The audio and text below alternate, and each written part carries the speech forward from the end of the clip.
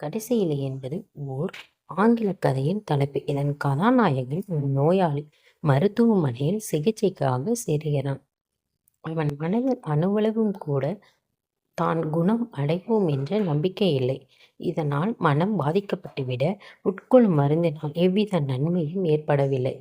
ஆனால் அவனை பேணும் செவிலிய பெண் மட்டும் நம்பிக்கையுடன் அவனை எப்போதும் ஊக்கப்படுத்தி கொண்டே இருக்கிறான். அவனது அறையின் வெளியில் ஒரு மரம் தனது இலையை தினமும் உதிர்த்து கொண்டே வருகிறது. அந்த காட்சி அவனை மிகவும் பாதித்தது. அதை சுட்டிக்காட்டி அதேபோல் தானும் செத்து கொண்டிருப்பதாக புலம்ப ஆரம்பிக்கிறான். மரத்தின் ஒரு இலையை தவிர அனைத்து இலைகளும் உதிர்ந்து போகின்றன. அந்த கடைசி இலை விழும்போது தானும் இறந்து விடுவோம் என அஞ்சுகிறான். சோகத்தின் பிள்ளையாய் மாறிக்கொண்டே வருகிறான். செவிலி எவ்வளவோ தைரியம் சொல்லியும் அவன் நம்பிக்கை இல்லை. நாளை கடைசி இலை உதிரும் போது தானும் உதிர்வோம் என்றே நம்பினான். பொழுது விடிந்தது. என்ன ஆச்சரியம்! அந்த ஒற்றை இலை உதிரவில்லை. இதை கண்டதும் அவனுக்கு மகிழ்ச்சி பிறந்து விட்டது.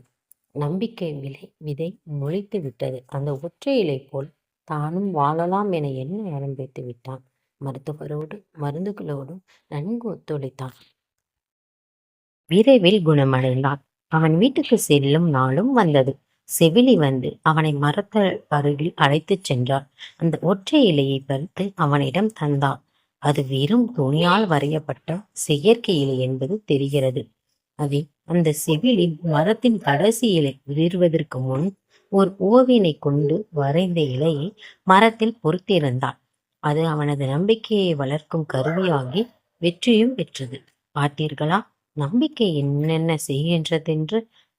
திடமான உள்ளமும் நம்பிக்கையும் இருந்தால் உடல் என்ன உலகையே வென்று காட்டலாம். இதை உண்மை என்று நம்புங்கள். உடலும் உள்ளமும் ஒன்றோடு ஒன்று தொடர்புள்ளவை. எங்கே சிறு நம்பிக்கை தூறல் பட்டாலே போதும், செடிகளும் பூக்களும் பூத்து குலுங்க ஆரம்பித்துவிடும்.